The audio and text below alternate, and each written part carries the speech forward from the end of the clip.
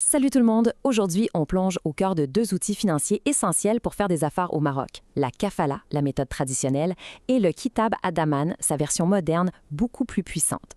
Comprendre la différence entre les deux, c'est vraiment la clé pour bien sécuriser ces transactions. Alors, on y va, on regarde ça ensemble. OK, voici le plan de match. On commence avec les bases. À quoi ça sert au juste une garantie? Après ça, on va décortiquer la caution classique, la fameuse kafala. Ensuite, on passe à sa grande rivale, la lettre de garantie.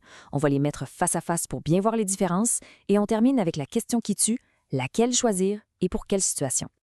Bon, allons-y par le commencement. Pourquoi est-ce qu'on a besoin de garantie? D'abord, c'est la question qui hante pas mal toutes les transactions commerciales, non? Qu'est-ce qui arrive si l'autre partie ne livre pas la marchandise ou ne paie pas? C'est exactement pour gérer ce risque-là que les garanties existent.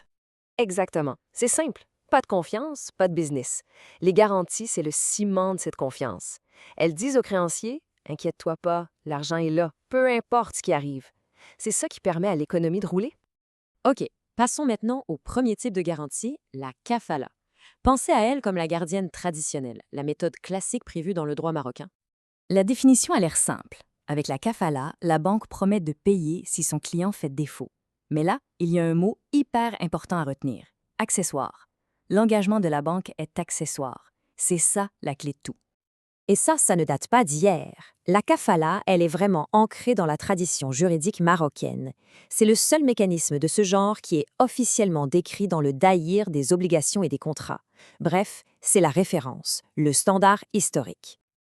Alors, revenons à ce mot accessoire. Qu'est-ce que ça veut dire concrètement? Eh bien, ça veut dire que la garantie est directement soudée au contrat principal. Donc, s'il y a un problème, un litige entre l'acheteur et le vendeur, la banque peut dire «Attendez une minute» et utiliser les mêmes arguments que son client pour ne pas payer. Le paiement peut être gelé, bloqué, le temps que la justice démêle tout ça, ce qui peut prendre des mois, voire des années. Mais le commerce international, ça va vite. Cette lenteur potentielle de la kafala est devenue un vrai problème.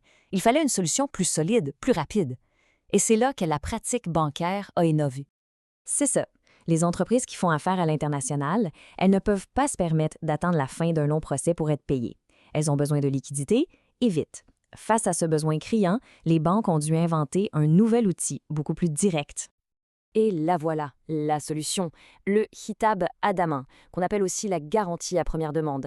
Et là, le mot-clé change. Ce n'est plus accessoire, mais bien autonome. C'est une promesse de paiement direct, complètement indépendante du contrat de base.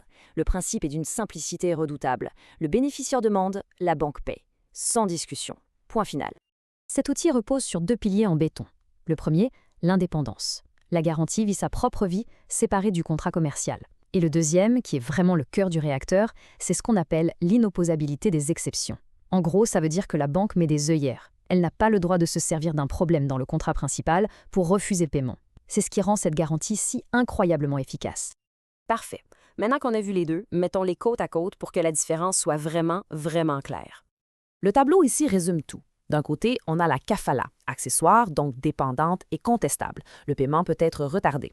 De l'autre, le hitab adaman, autonome, indépendant et quasi automatique. C'est vraiment la différence entre une promesse conditionnelle et une promesse absolue. Et c'est intéressant de voir comment cet outil a fait son chemin. Au début, dans les années 90, c'était juste une pratique des banques, sans vrai cadre légal. Mais le gros point tournant, ça a été en 2001, quand la Cour suprême a rendu une décision historique qui a officiellement reconnu sa validité.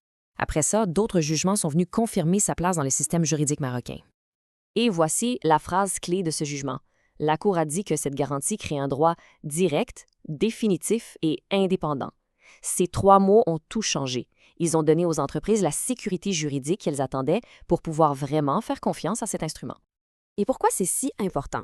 Parce que cette certitude légale, elle se traduit directement en argent. Le bénéficiaire sait qu'il peut avoir accès à ses fonds immédiatement, juste en le demandant, sans se soucier des complications du contrat commercial. C'est une véritable police d'assurance pour sa trésorerie. Bon, on arrive maintenant à la section la plus pratique. C'est bien beau tout ça, mais dans la vraie vie, on choisit quoi et quand? Alors, pour faire simple, tout est une question de contexte et de niveau de risque. Si on travaille sur un projet local avec un partenaire qu'on connaît depuis des années, une kafala peut être suffisante. Mais dès qu'on s'aventure en terrain moins connu, un nouveau fournisseur à l'étranger, un contrat très complexe ou à haut risque, le kitab adaman devient pas mal indispensable. C'est la protection maximale. Point.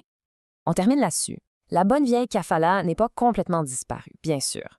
Mais dans un monde des affaires où tout va de plus en plus vite et où la certitude est reine, la garantie à première demande s'impose tranquillement comme le nouveau standard. La question n'est plus tellement de savoir si on en a besoin, mais plutôt de savoir s'il est encore prudent de s'en passer.